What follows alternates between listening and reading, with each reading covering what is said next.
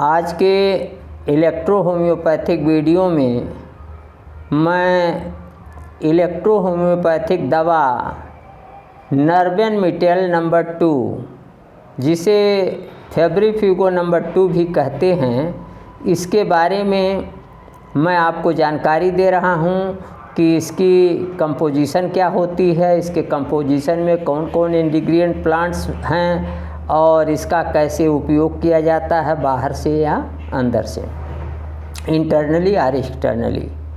तो सबसे पहले आइए इसकी कंपोजिशन पर आते हैं। यह 9 इंग्रेडिएंट प्लांट से मिलकर के बना हुआ है। पहला है एस्कुलस हिप्पोकैस्टेनम, ये 10 पार्ट्स है। दूसरा है बर्बेरिस बुल्गेरिस, ये 20 पार्ट्स है। तीसरा है इरिथ्रिया सेंटोरियम, ये 5 पार्ट्स है। चौथा है सिट्रेरिया आइसलैंडिका, ये 5 पार्ट्स है।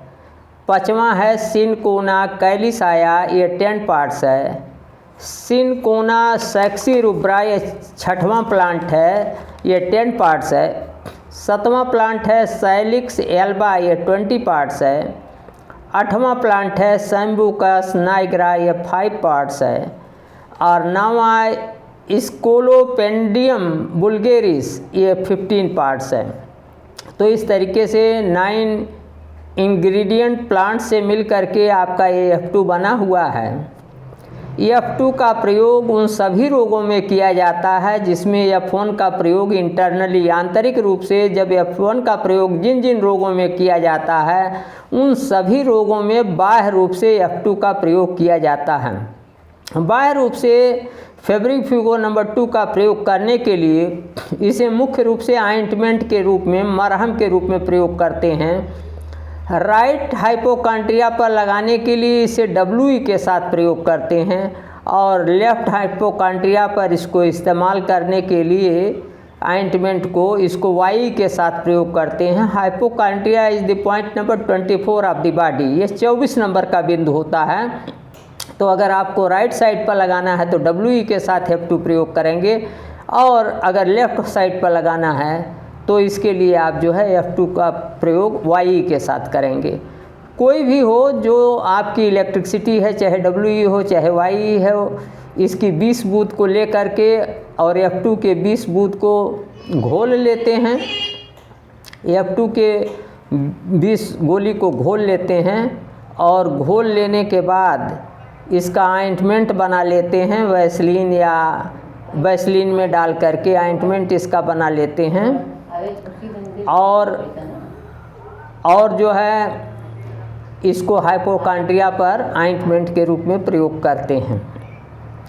जितने भी ऑब्स्टिनेट डिजीजेज हैं, जो लीवर जिद्दी जो रोग हैं, जो लीवर से संबंधित हैं, जैसे लीवर डिसऑर्डर है, जैसे आपका डिस्पेप्सिया है, अग्निमांद है, पाचन की कमजोरी है और कॉन्स्टिपेशन है, कब्ज है, तो इन सब में F2 को बाह्य रूप में प्रयोग करते हैं।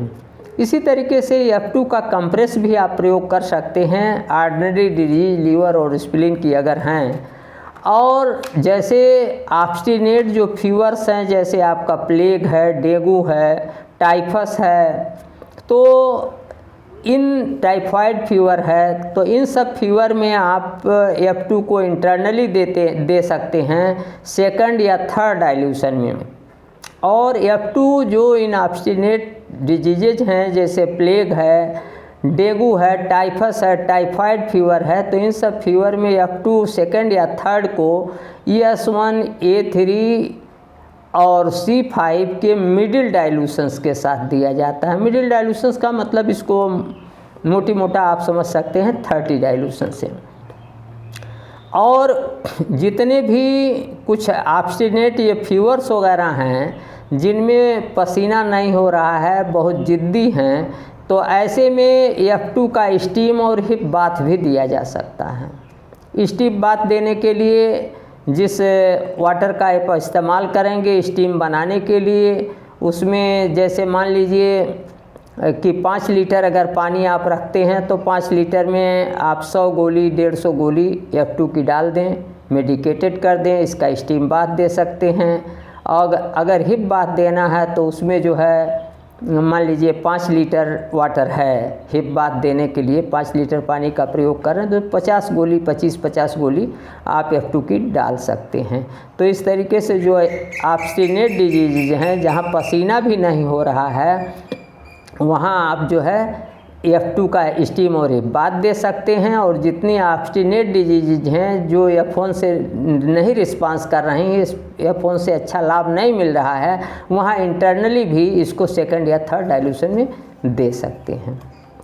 मैं अपने यूट्यूब चैनल डॉक्टर प्रेम नारायण पर इलेक्ट्रो होम्योपैथिक और होम्योपैथिक वीडियो अल्टरनेट डालता हूँ, अल्टरनेट क्रम से।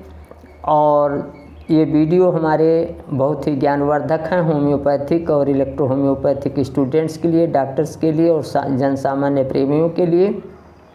और यदि आपने अभी तक मेरा यूट्यूब चैनल सब्सक्राइब नहीं किया है तो आज ही सब्सक्राइब कर लें। आज के वीडियो में इतना ही, अगले वीडियो में फिर मिलेंगे। नमस्कार, मैं डॉक्टर प्रेम नारायण।